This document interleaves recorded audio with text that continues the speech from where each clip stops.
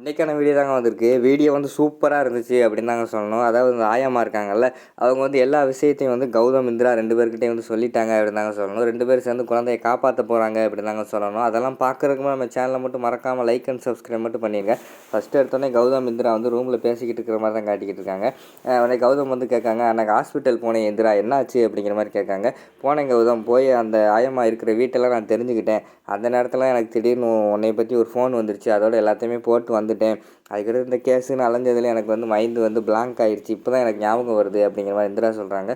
ஓ அப்படியா, என்ன இந்திரா நான் அவ்வளோ சொல்லி நீ வந்து நம்பலைல அப்படிங்கிற மாதிரி சொல்கிறாங்க. என்ன சொல்கிற அப்படிங்கிற மாதிரி இந்திரா கேட்குறாங்க. என் கண்ணு முன்னாடி தான் குழந்தையை காட்டினாங்கன்னு நான் சொல்கிறேன், நீ நம்ப மாட்டேங்க அப்படிங்கிற மாதிரி வந்து கௌதம் சொல்கிறாரு. நீ பார்த்ததெல்லாம் உண்மைதான் கௌதம். ஆனால் அந்த ஆயம்மா எனக்கு எதுக்கு கால் பண்ணணும்? நான் போகிறதுக்குள்ளே அந்த ஆயம்மா எதுக்கு அந்த இடத்த விட்டு காணாமல் போகணும்? எனக்கு எதுவும் டவுட்டாக இருக்குது அப்படிங்கிற மாதிரி சொல்கிறாங்க.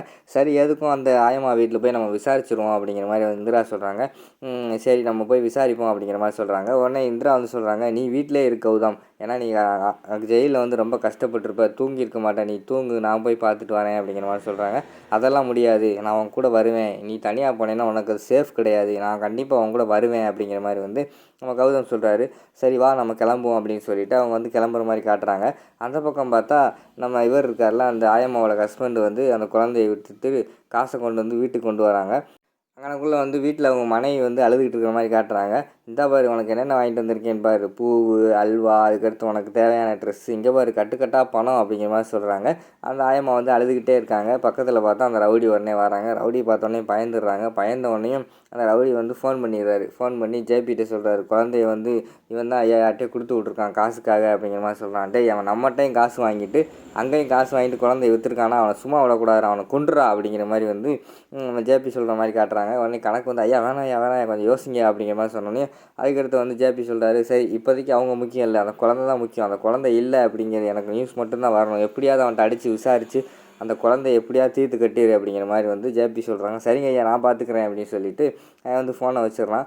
அடுத்த சீனில் பார்த்துக்கிட்டோம்னா நம்ம ஜேபி வந்து ராகினிக்கு வந்து கால் பண்ணிக்கிட்டே இருக்காங்க. ராகினி வந்து ஃபோனவே எடுக்கலை. இந்த ஜேபிக்கு வேறு வேலையே கிடையாது. பல திட்டம் போடுறாரு, ஆனால் ஒன்றுமே நடக்க மாட்டேங்குது. இது என்னமோ கௌதம் தூக்கி உள்ளே வச்சுருவேன், வெளியிலே வர முடியாது அப்படி இப்படின்னு சொன்னார். கடைசியில் பார்த்தா இங்கே வந்துட்டான்.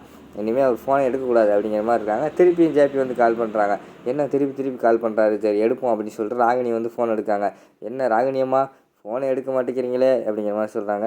ஆமாம், எடுத்து என்ன பிரயோஜனம், நீங்களும் என்னென்னமோ பண்ணுறீங்க, ஆனால் ஒன்றுமே நடக்க மாட்டேங்குது. நான் என்னமோ இங்கே வீட்டில் கௌதம் வந்து வீட்டுக்கு வரமாட்டான், எங்கள் அம்மா எரிஞ்சு போயிடுவா, இந்திரா வீட்டை விட்டு விரட்டிடலாம் அப்படின்னு பல திட்டம் போட்டு வச்சுருந்தேன்.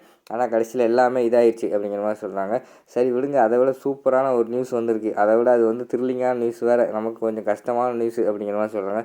ஐயோ அதுக்குள்ளே என்ன ஆச்சு அப்படிங்கிற மாதிரி ராகினி கேட்காங்க. அதாவது அந்த காவியாவோட குழந்தை உயிரோடு இருக்குன்னு சொன்னேன்ல, அதை வந்து இப்போ ஒரு கைமாற்றி விட்டாங்க வேறு ஒரு ஆளுக்கு அப்படின்னு சொன்னாங்க. அப்படின்னு வந்து நம்ம ஜேபி சொல்கிறாங்க. என்ன சொல்கிறீங்க, அந்த குழந்தைய வந்து தீர்த்து கட்டிட்டேன்னு சொன்னீங்களே அப்படிங்கிற மாதிரி சொன்னோன்னே, ஆமாம் அந்த ஆயம்மா நம்மக்கிட்டேயும் காசு வாங்கிட்டு அங்கே விற்கிறவங்ககிட்டையும் காசு வாங்கிட்டு அந்த குழந்தைய மாற்றி விட்டுட்டா அப்படிங்கிற மாதிரி சொல்கிறாங்க.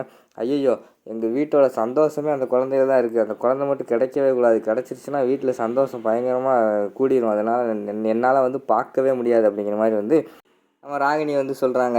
கவலைப்படாதீங்க ராகினியம்மா, நான் சொல்கிறத மட்டும் நீங்கள் செய்யுங்க அப்படிங்கிற மாதிரி சொல்கிறாங்க. என்ன செய்யணும் அப்படின்னு கேட்டவொடனே அவன் காதுக்குள்ளே ஒரு விஷயம் சொல்கிறாங்க.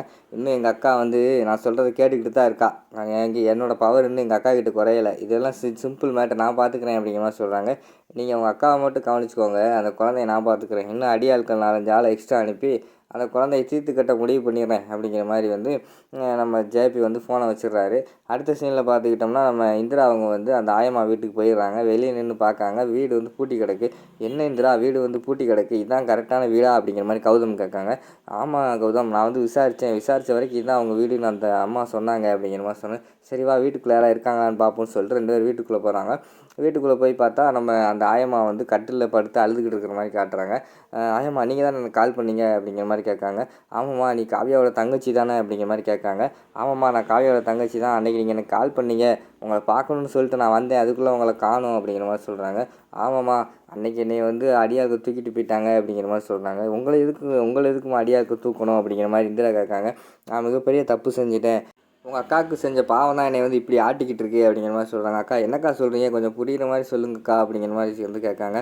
அன்றைக்கி வந்து உங்கள் அக்காவுக்கு ஹாஸ்பிட்டலில் குழந்த பிறந்ததில்ல, அங்கே ஆயம்மாவை தான் நான் வேலை பார்க்குறேன். அந்த குழந்த வந்து பிறந்தபோது எந்த அசையுமே இல்லாமல் தான் இருந்துச்சு. டாக்டர்கிட்ட காட்டும் போதெல்லாம் குழந்த அசையவே இல்லை. சரி இறந்துருச்சு போல் அப்படின்னு சொல்லிட்டு டாக்டரும் போயிட்டாங்க.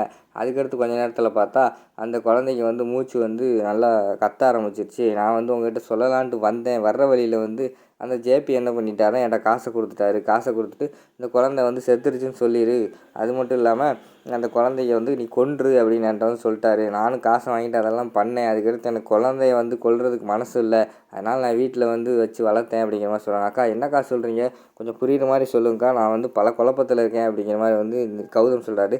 தம்பி நான் சொல்கிறதெல்லாம் உண்மைதான் தம்பி. இப்போ பார்த்தோன்னா எங்கள் ஹஸ்பண்ட் பணத்தை வாங்கிட்டு குழந்தைய விற்றுட்டாரு தம்பி அப்படின்னு சொன்னோடனே பயங்கரமான ஷாக் ஆகிடுது.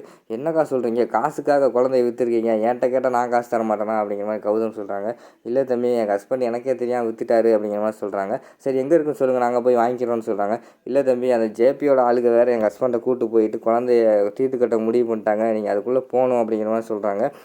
எங்கேக்கா போயிருக்காங்க, என்ன தெரியுமா அப்படின்னு கேட்டவொடனே எனக்கு ஒன்றுமே தெரியலை, எங்கள் ஹஸ்பண்டை கூப்பிட்டு போயிட்டாங்க, நீங்கள் எங்கள் ஹஸ்பண்டுக்கு கால் பண்ணாலும் டவுட் வந்துடும், எப்படியா குழந்தைய காப்பாற்றிடுங்க அப்படிங்கிற மாதிரி அந்த ஆயம்மா சொல்லிகிட்டு இருக்காங்க. இங்கிட்டு பார்த்தா இந்திரா கௌதம் வந்து யோசிச்சுக்கிட்டு இருக்காங்க எப்படி குழந்தைய காப்பாற்றுறது அப்படின்னு சொல்லிட்டு. அதோட பார்த்தீங்கன்னா அந்த எபிசோடை வந்து முடிச்சிடுறாங்க.